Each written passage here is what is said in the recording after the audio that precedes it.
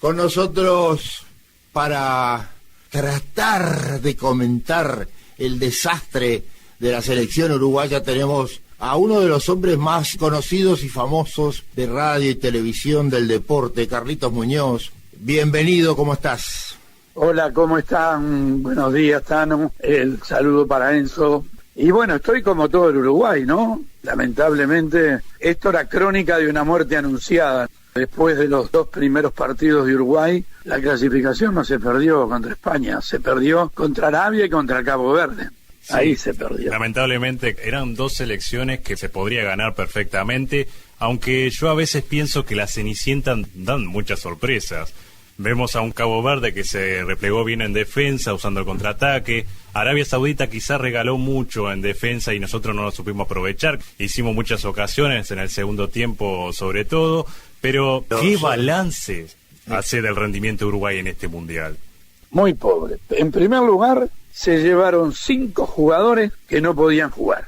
Algo insólito. En una lista de 26, 5 jugadores que no podían jugar, a tal punto que no pisaron la cancha. De Arrascaeta, Jiménez, Araujo, Piquerés. Vos no podés llevar en una lista de 26 a un campeonato del mundo 4 jugadores que sabés que no van a jugar. Yo creo que pensaron que íbamos a pasar fácil de grupo y hoy quedó claro que no hay nada fácil, porque todos los africanos vimos cómo se comportaron. Costa de Marfil, Senegal, Cabo Verde, Ghana, se han clasificado ellos y nosotros de 12 terceros, los 4 peores terceros fueron los que quedaron afuera del Mundial. Uno de ellos fuimos nosotros. Un gran fracaso. Y un tremendo fracaso también para el entrenador, que al igual que pasó en el 2002 con Argentina, en donde fue como amplia favorita con aquel equipo que ganó las eliminatorias de punta a punta, con Batistuta, Crespo, Ortega, perdió con Suecia y quedó afuera en la primera ronda, igual que hoy. Disculpame, Carlitos, pero Bielsa lo único que ganó en su vida fue un título con Newell's.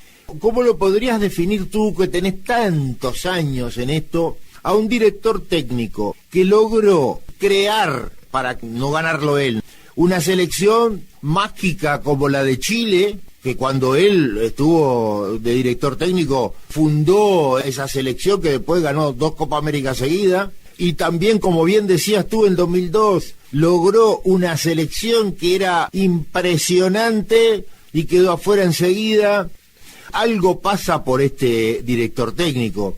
Es un técnico muy particular. A mí me hablan todos bien. La gente que trabajó conmigo en Argentina, la gran mayoría hablan muy bien de él, pero otros hablan muy mal. Yo creo que Bielsa le erró con su forma de ser, porque cuando yo llego a una casa, me amoldo a la gente de la casa. Cuando vos venís al Uruguay, tenés que amoldarte a la forma de ser del uruguayo, a algo que había impuesto el maestro Tavares en el complejo Uruguay Celeste, y tiró todo por la borda. No hay más un proceso de juveniles, no hay más un departamento de divisiones formativas. Se salió campeón del mundo juvenil con Marcelo Broly, no por Bielsa, porque Broly trabajó, como trabajó Coito, como trabajaron todos. Me parece una muy mala gestión la del técnico Bielsa, que será muy bueno. Todo el mundo dice que dirigiendo es bárbaro, pero acá se le quemaron los papeles. Primero, porque el grupo no le respondió. Segundo, porque él quiso imponer una idea de conducción que no va de acuerdo con el uruguayo medio. El uruguayo medio dice buen día, buenas tardes. No es de la manera que lo hizo él, que llevó a esta situación, que incluso Luis Suárez cuando habló de acuerdo a lo que había pasado en la Copa América, de acuerdo a lo que había pasado con Canovio. No le dio pelota ninguna y por eso se fue Suárez de la selección, que lo hemos extrañado tanto. ¿Esto no se parece un poco al caso de Passarella en su tiempo, 1999, 2001? La gente ya opinaba de que era un técnico argentino y ya le estaban soltando la mano. Passarella, bueno... Igual fue mejor que este. Claro, fue mucho mejor. Armó un buen proceso y todo, pero después le soltaron la mano, dirigentes y todo, y por eso se fue no cumpliendo con el contrato, hasta se llevó a juicio y entre tantas cosas. Pero ¿no cree que por ser extranjero, argentino en este caso, no le soltaron la mano a los jugadores o vos pensás que es otra cosa? Yo creo que no. A mi gusto Si es un buen entrenador, que venga de Hungría, de cualquier lado, no me preocupa. No le soltaron la mano, yo creo que se la soltó solo en la mano. Perdió la confianza de los jugadores, no tengo duda, porque tuvo actitudes, lo que hizo con Canovio, por ejemplo, en la Copa América, es una falta de respeto. Lo dijo Crespo hace poco en ESPN, cuando le hablaron del 2002, y dijo, con Bielsa no hable más, es una falta de respeto, y se lo dije cara a cara. Lo mismo que hizo Suárez, así le fue, pero la lástima que así no fue a nosotros. ¿No te parece también que dentro de este mal entendimiento, Bielsa como técnico, es malo la conexión con su equipo, pero como técnico, ¿cómo lo ves? No, como técnico es brillante. Nos referimos al arranque de la eliminatoria, al partido con Argentina a la Bombonera, contra Brasil acá, pero después estuvo 9 fechas sin hacer un gol. Después de lo que pasó en la Copa América, en donde Nández también lo encaró. Por eso nos citó a Nández ahora. Nández hubiera sido de una utilidad brutal anímicamente para este equipo. ¿Y Torreira? Pero Torreira no estaba en la selección de la Copa América. Lo de Nández, que estuvo en 15 partidos con el proceso de Bielsa, no lo cita para esta Copa América. Y el capricho de no citar a Suárez, sabiendo que Darwin Núñez hacía 2 años que no hace un gol con la selección. El técnico no puede ser caprichoso, y este es un gran caprichoso. Para cerrar esta entrevista, ¿cómo te pareció este Mundial? Te voy a dar la impresión mía, que no tengo tu experiencia, obviamente. El mejor equipo que vi jugando en la cancha hasta ahora, para mí, fue Estados Unidos. Un equipo que aplastó y tiene una preparación física monstruosa. Después tenemos los fenómenos aislados, como un Messi que de 5 goles de Argentina metió los 5, y después a otros monstruos como es Mbappé, que ya está a 1 gol de Messi, que ya está a 16 goles y tiene 2 mundiales más para jugar. Pero ¿cómo viste en general el nivel? Ya me dijiste del tema África, ¿no? Y aparte vemos que toda la selección está llena de afrodescendientes. Hasta Alemania, bueno, Francia parece Nigeria. ¿Cómo viste el nivel general de este Mundial? Porque hay 48 en lugar de 32. Me parece un disparate el Mundial con 48 equipos. Yo creo que el Mundial interesante va a empezar en la próxima fase, porque en realidad había equipos que no dan la talla. Jordania no da la talla, Irán también, que Costa Verde empató con España, empató con nosotros. Hacerlo con 48 equipos me parece una locura. Te quiero decir una cosa más sobre Bielsa. Me parece que para la frutilla de la torta entregó la cabeza de Valverde para el hincha uruguayo, al sacarlo a los 10 minutos del segundo tiempo, para que la gente hablara mal de Valverde y no de Bielsa. Es la sensación que tengo. Qué bueno. La sensación que tengo es esa. No hubiera sacado a Valverde, que en cualquier momento mete un zapatazo, cuando Uruguay necesitaba empatar por lo menos el partido. Pero lo hizo entregando la cabeza de Valverde, como diciendo, acá tienen su fenómeno, miren. Yo quería saber qué opinás sobre las nuevas reglas que se va a implementar ahora en las diferentes ligas. Bueno, también que son de otra época, porque si nos vamos más atrás era todo a visión del árbitro y ahora existe el VAR, bueno, muchas cámaras esparcidas. 5 cambios, el breaks, que es para hacer publicidad, digo, ¿qué te parece todo eso? El VAR llegó y se queda, porque el VAR, a pesar que yo soy partidario del fútbol de antes, que el ojo humano es el que maneja el VAR, indudablemente ha demostrado que bien utilizado da resultado. Más allá de que quienes deciden siguen siendo los jueces. Miran la jugada, pero pueden decir que no y se acabó. Después lo otro, el tiempo de break. Hay un TikTok, me maté de la risa, que aparecen comiendo un asado. La verdad es para poner publicidad. Eso me parece mal. Pero después lo otro, que cuando hablan con la boca tapada se les pene, me parece perfecto. Porque si vos no tenés nada que sea malo, no te tapás la boca. Y si vos te tirás y entra la sanidad a atenderte, tenés que salir y esperar 1 minuto afuera de la cancha. Está perfecto, porque estamos cansados de ver cómo los jugadores son los grandes simuladores. Le tocan una pierna y se dan vuelta. Si ven que no cobró, se levantan y siguen corriendo. Bueno, Carlitos, me sorprendiste con el tema Valverde, pero te tengo que dar la razón, querido. Así que muchas gracias y hasta siempre, ¿eh? Abrazo grande. Los quiero Chau, mucho chau. a todos y felicitaciones por tu hijo y por toda tu familia. Chau, chau. Muchas gracias, Tano. Abrazo grande. Queridos amigos, con nosotros Federico Paz. Hoy un programa de duelo para muchos. Tenemos a Carlito Muñoz y a Federico Paz para hablar de estos duelos. Uruguay se fue con una imagen que nadie se imaginaba, porque Uruguay es el que pelea a su último momento. Federico, bienvenido. Y queremos primero lo que te queda de esta debacle. Saludo para todos. Primero agradecerles por la chance de charlar con ustedes, honrado de esta invitación. La decepción es enorme y el rótulo de fracaso le cabe perfectamente bien a lo que fue la participación de Uruguay en esta Copa del Mundo. Si mañana nos dan a elegir un grupo como el que en suerte nos tocó, creo que absolutamente todos lo volvemos a votar y con las dos manos. Más allá de España, que es un candidato incluso a pelear por la Copa, había dos selecciones de nivel potencial futbolístico bastante inferior al de Uruguay, y sin embargo no pudimos ni siquiera ser uno de los mejores terceros, cuando en lo previo decíamos pelearemos el primer puesto con España. Y acá la desazón es enorme en un pueblo tan futbolero como el nuestro. Nos marca el ánimo, las emociones, y la camiseta de la selección nos genera orgullo e identidad. Pero lo que pasó fue totalmente decepcionante, y no solo por cuestiones que tienen que ver con futbolístico, porque se habla de cosas que apuntan a la convivencia, a los tratos, y eso está reñido con lo que históricamente nos distingue a los uruguayos y con lo que, a partir de lo que representó el proceso del maestro Tavares, fue un diferencial de la selección de nuestro país. Entonces, esta participación de Uruguay en la Copa del Mundo fue frustrante y decepcionante. Fede, ¿sentís que hay algún culpable? Si solamente fueron los jugadores, si es el técnico o tal vez la directiva. ¿Vos qué sentís de si hay un responsable absoluto sobre esta actuación de Uruguay en el Mundial? Marcaste 3 columnas del proceso y a las 3 le cabe cuota aparte de responsabilidad. La dirigencia es responsable por las decisiones que toma a la hora de elegir un cambio radical en cuanto a la conducción de la selección uruguaya. Al técnico le cabe responsabilidad en el proceso. La actuación de Bielsa durante todo el proceso de eliminatoria de que asumió hasta esta parte tiene más sombras que luces. La gran responsabilidad del entrenador incluso pasa por la toma de decisiones en cuanto a la conformación del plantel. Eligió llevar jugadores que no estaban aptos para jugar y todos lo sabíamos.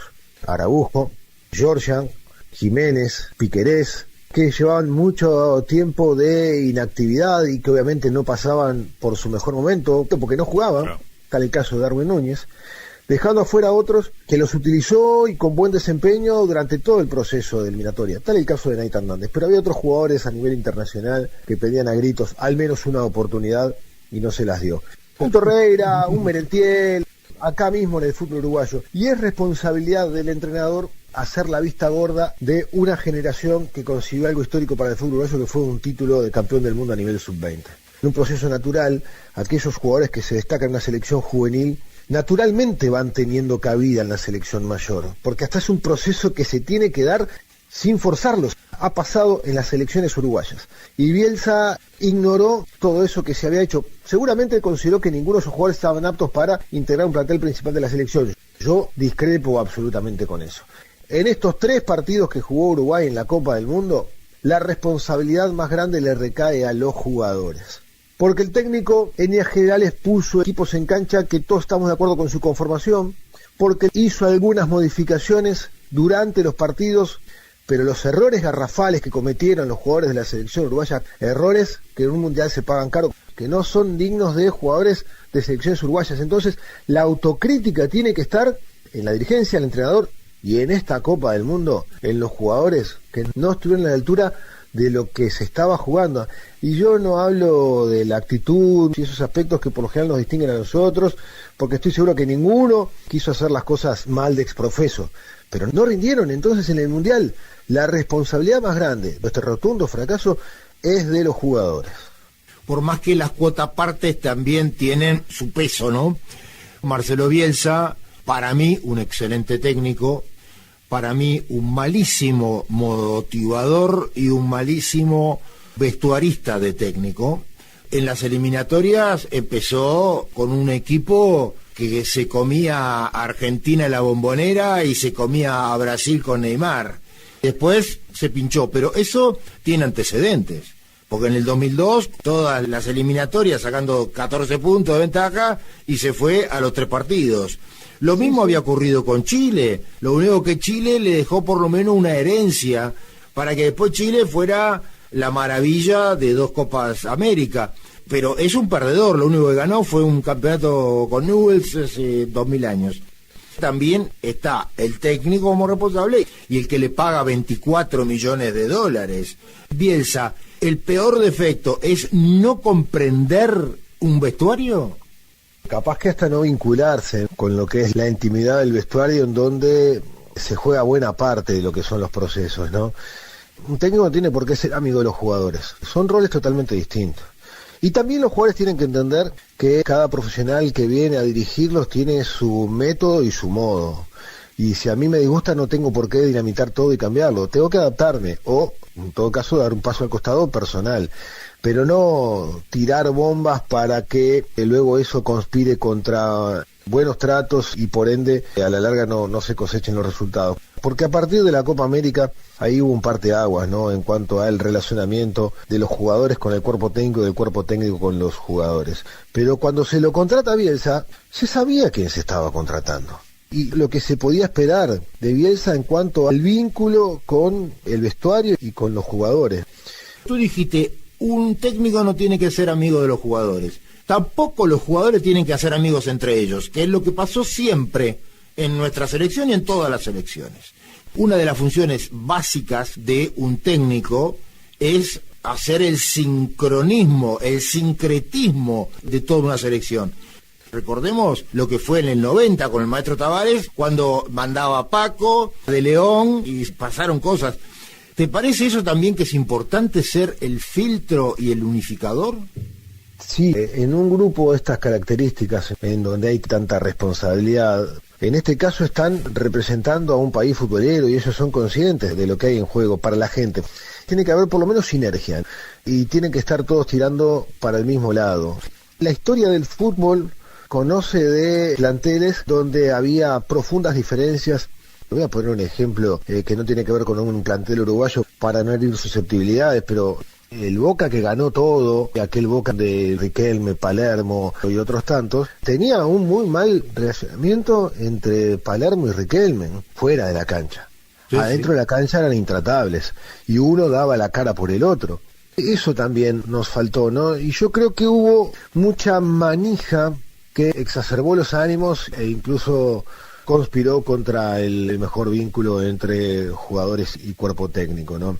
Capaz que venían bien acostumbrados a lo que fue el proceso del maestro Tavares, que en algunos casos hasta tenía un trato paternal, y eso pudo haber derivado la confusión de los roles que tienen que estar bien marcados, y en plan de querer sugerir se les haya atribuido potestades a los jugadores que no corresponden, como a la hora de generar una convocatoria o a la hora de decidir qué técnico sí, qué técnico no, después del maestro Oscar Washington Tavares. Contrasta tanto lo que ocurrió con Tavares a lo que pasó con otros entrenadores, y basta repasar simplemente los números, ¿no? Muchos dicen, ganó solo una Copa América en 2011 y nada más. Yo creo que le aportó mucho más que eso a la selección uruguaya, del fútbol uruguayo. Y aquello que es intangible de la identidad de la gente con la selección, o de la cercanía de los jugadores con la afición, y además los números, ¿no? En los últimos 40 años, desde que Borrás clasificó a Uruguay a los octavos de final, el único entrenador que pudo sortear una fase de grupo de un mundial fue el maestro Tavares. Y pasó 2010, 2014, y siempre pasó Tavares. Es cierto, en el 94 no fue Uruguay, en el 98 no fue Uruguay, en 2002 sí fuimos y no pasamos la fase de grupo, en el 2006 volvimos a estar fuera de la Copa del Mundo. Y fue Tavares el único que nos metió en la próxima ronda del mundial. En Qatar 2022 fue un fracaso, no se pasó de ronda. Y en este mucho más porque ni siquiera se ganó un partido. La única selección sudamericana que no ganó un partido en un grupo donde estaban selecciones con poco recorrido, hasta si se quiere, en materia de mundiales. Ha sido totalmente decepcionante y frustrante lo que ha ocurrido, ¿no? Marcelo Bielsa tampoco fue todo negativo, porque ha citado jugadores y ha impulsado también algunas carreras, como Sebastián Cáceres, y él lo colocó en la defensa titular. Sanabria, que apareció ahora en estos 2 últimos partidos, que lo hizo de gran forma, anulando a Lamine Yamal. Tampoco es que fue todo tan malo dentro de lo desastroso que fue Uruguay. ¿Qué se puede rescatar? ¿Y qué opinás de Muslera y la ausencia de Suárez? No siempre todo es negativo. Me acuerdo cuando Alonso dirigió la selección, que fue un acierto en su momento y nadie lo tenía, la inclusión de Pelistri, que le aportó cosas interesantes a la selección. Acá los nombres que vos mencionaste, yo agrego el de Maxi Araujo, que sí termina siendo un gran acierto de Marcelo Bielsa, el más regular en cuanto al funcionamiento. Pero se invirtió muchísimo dinero, no solo para que genere la presencia de 2 o 3 jugadores que estaban en el radar de pocos. Cuando lo convoca Fernando Muslera, nadie dice absolutamente nada, ¿no? Todos coincidían que podía tener cabida en el Mundial, y si se lo convocaba era para jugar. Ahí hay otra incoherencia por parte del entrenador. Toda la eliminatoria la hizo con Roget. Si bien Roget en los últimos tiempos no tuvo un desempeño extraordinario, cuesta entender cómo recurre a un arquero con el que no había trabajado nunca. Las selecciones son para poner en cancha jugadores que en ese momento estén atravesando un buen nivel. Y se elige a los jugadores que en ese momento estén en el mejor nivel. Muslera, y no lo hago responsable solo a él, porque hubo errores colectivos de la defensa. En el primer gol con Arabia, error de Bentancur, que pierde la referencia a la marca. En el Cabo Verde pidió 3 en la barrera, error de Olivera, y hay un error de cálculo de Muslera que toma una decisión incorrecta, pero el error más grande es de Olivera, que da un pase atrás sin mucho criterio. Y en este último partido, el gol que le hace España es gravísimo. Pero si un jugador de su nivel termina pidiendo el cambio, ahí hay una cuestión que es hasta preocupante desde el punto de vista de lo emocional y anímico. Uruguay termina pagando carísimo los errores propios. Me llamó poderosamente la atención, sí, el flojo desempeño de Muslera, que a ver, hasta si se quiere, es reiterativo en algunas contiendas de este nivel, en donde algunos errores suyos, yo que sé, en Francia 2018, en los partidos con Ghana en 2010, en donde a Suárez lo expulsan porque creo que va a buscar una pelota sin mucha convicción, él terminaron generando algún dolor de cabeza. Respecto a lo de Suárez que me consultaban, yo creo que Luis termina siendo rehén de sus propias decisiones. Si le podría haber aportado cosas importantes a esta selección, sin duda alguna, porque tiene ese gen que lo hace un jugador único. No está en su plenitud. Pero si no estaba en plenitud de Messi, mirá, de los 5 goles argentinos no metió todo él. Sí, a ver, igual son características distintas de jugadores, sí, claro, momentos distintos, pero Suárez no es el mismo hace algunos años, pero a un plantel le puede aportar cosas. Se apresuró en hablar, no debió haber dicho hasta aquí llegué con la selección, tuvo hasta su partido de despedida en un partido de eliminatoria, en un partido oficial, se armó toda una fiesta para despedir a Suárez en un partido donde había puntos en juego trascendentes para la selección uruguaya. Si él no hubiese dado un paso al costado y si no hubiese hecho los comentarios que hizo respecto al entrenador, no tengo duda que iba a estar en el plantel y no tengo duda que le pudo haber aportado cosas importantes, pero cuando él habla y él toma algunas decisiones y algunas posturas, él mismo termina radiándose de la selección. ¿En qué mundial estamos? Un mundial tan distinto a los demás, con 48 selecciones, con reglas nuevas del minuto, con el break, con elementos totalmente comerciales y otros que sí podrían ser hasta lógicos. Yo no soy un periodista deportivo, pero puedo tener un panorama muy amplio. Y como equipo hasta ahora que vi mejor tácticamente, técnicamente y sobre todo físicamente fue Estados Unidos. Pero hay selecciones, no te digo Marruecos, porque no es una sorpresa, pero hay otros, Haití, que no sabía ni que existía.